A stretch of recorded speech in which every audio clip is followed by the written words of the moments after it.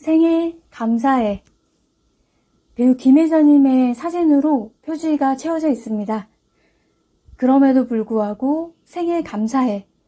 우리들의 배우 김혜자의 연기, 인생. 한국을 대표하는 배우 김혜자. 전원일기, 모래성, 겨울안개, 사랑이 뭐길래, 눈이 부시게, 우리들의 블루스 등 100여 편의 드라마와 만추, 마더 등의 영화에서 주연을 맡았습니다.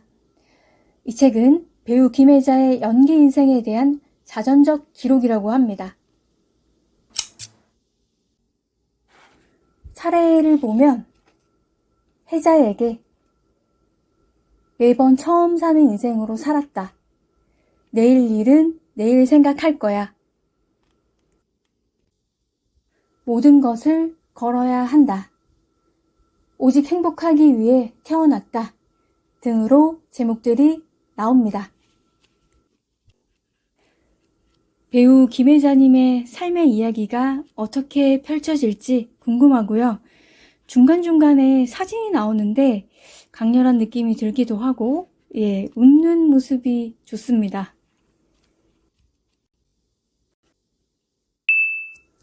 생애 감사해. 구성은 먼저 신의 대본에서 우리 모두는 배우부터 눈부시지 않은 날이 없었다. 떠나도 아주 떠나지 않는다. 사는 것 외에 다른 해답이 없다. 커튼콜 할 때까지 이렇게 쭉 나옵니다. 한 배우가 노년이 될 때까지 인정받으며 본인의 색깔을 가지고 연기를 쭉 이어가는 삶. 쉽지는 않다고 봅니다. 유명인이기 때문에 갖가지 구설수에 오를 수 있고 여기저기서 많은 제안이 들어올 겁니다. 그런 가운데 중심을 잡는 것이 보통 어려운 일이 아닐 거라는 생각이 듭니다. 김혜자 배우는 작품에서 자주 만나지는 못하는데 실제로 몇 년 텀을 두고 하고 있다고 합니다. 전성기에는 보통 광고를 많이 찍고 큰 수익을 얻기도 하는데 다시 CF를 찍으면서 다른 여러 광고들을 하지 않고 마음에 드는 것만 선택하고 작품도 섣부르지 않게 하고 싶은 배역이 나왔을 때 선택했다고 합니다.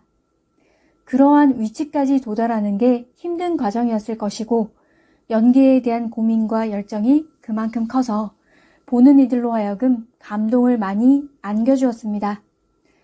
캐릭터에 대한 연구와 집중이 드라마나 영화를 빛나게 했고 그런 몰입이 대배우로 굳어지게 하지 않았나 합니다. 전원일기에서 전형적인 한국의 어머니상을 보여준 것으로 알고 드라마를 잘 보진 못했지만 종영한다는 소식을 들었을 땐 왠지 모를 아쉬움이 있었습니다. 영화 마더에서 본 엄마의 모습은 애틋한 사랑과 동시에 섬뜩한 광기를 볼 수 있었습니다. 따뜻한 엄마의 품이라고만 생각하고 있다가 그 눈빛에서 소름이 돋는 서늘함을 보기도 했습니다. 강렬한 아우라를 뿜는 역할 또한 어울린다는 생각이 듭니다. 책을 보면서 김혜자님의 인생은 그냥 연기와 함께하는 것이라고 느껴졌습니다. 하나의 작품이 끝나면 에너지가 다 방전되어서 아무것도 안 하고 그냥 쉴 수밖에 없다고 합니다. 여러 사람들과의 교류를 좋아하는 성향이 아니라서 혼자 가는 휴식을 즐기는 듯하고 가정에는 충실하지 못한 엄마였다고 말합니다. 그래도 자녀들은 엄마를 좋아한다고 하는데 한기를 파는 그 열정을 인정하고 그 모든 것을 사랑하지 않을까 합니다. 배우자를 잘 만난 것은 큰 복이라고 합니다. 잠깐씩 나오는 에피소드들에 엄청 자상한 분이라는 생각이 들었습니다. 남편에게 투덜거리기를 많이 했다고 하는데 그럴 때마다 살짝 웃으면서 받아주고 가정적이었습니다. 그런 사람이 먼저 이 세상을 떠날 거라고 상상을 못했기에 그 아픔을 겪고 나서 후회를 많이 했다고 합니다. 좀 더 다정하게 잘했어야 하는데 사람은 꼭 뒤늦게 깨달음을 얻게 되는데 안타깝지만 복합적인 감정을 가진 게 인간이라 어쩔 수 없기도 합니다. 나름 잘했다고 하는 사람도 분명히 후회가 있을 겁니다.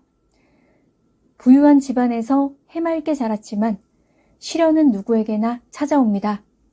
조각미남이라고 표현하는 남동생이 27에 세상을 등졌고 아버지는 배다른 동생을 데리고 왔습니다. 다른 사람의 인생사를 쉽게 단정해서 생각할 수 없는 게 실제로 모르는 일들이 이렇게 있기 때문입니다. 우리들의 블루스에서는 무뚝뚝한 엄마의 모습으로 다가와 아들에게 조금만 다정했으면 좋겠다는 생각을 했습니다. 그러나 이것이 작가의 의도였으며 슬픈 가족사를 안고 있는 이 엄마와 아들의 마지막 동행의 시간들이 너무나 안타까웠고 눈물나게 했습니다. 가슴에 찡함을 남겨주는 연기. 흔하진 않지만 분명히 있습니다.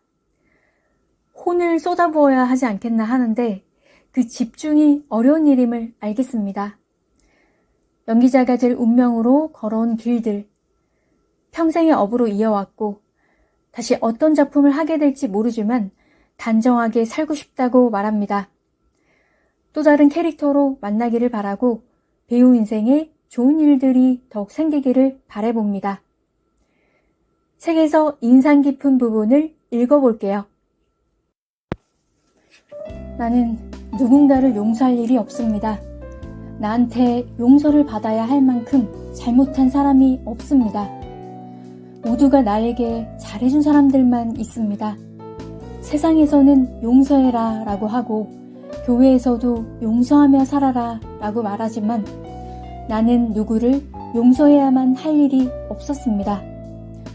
누군가를 용서해야 할 만큼 누군가가 나에게 크게 잘못한 일이 있지 않습니다. 오히려 내가 용서받아야 할 일들만 있습니다. 너무도 부족한 사람이고 자기 중심적인 사람이다 보니까 그리고 연기자로 살아오다 보니까 나는 잘못한 것이 참으로 많은 사람입니다. 무엇보다 남편에게 잘못한 것이 많습니다. 나는 남편이 나보다 먼저 죽으리라고는 한 번도 생각하지 않았습니다. 어쩌면 그런 생각을 한 번도 하지 않았는지 모릅니다. 나는 그렇게 나 좋을 대로만 생각하며 사는 여자였습니다. 날마다 남편이 예쁘다 예쁘다 하니까 그래도 되는 줄 착각했습니다. 어떻게 남편이 나보다 먼저 죽을 수도 있다는 걸 몰랐었을까요? 그런 것이 인생일까요?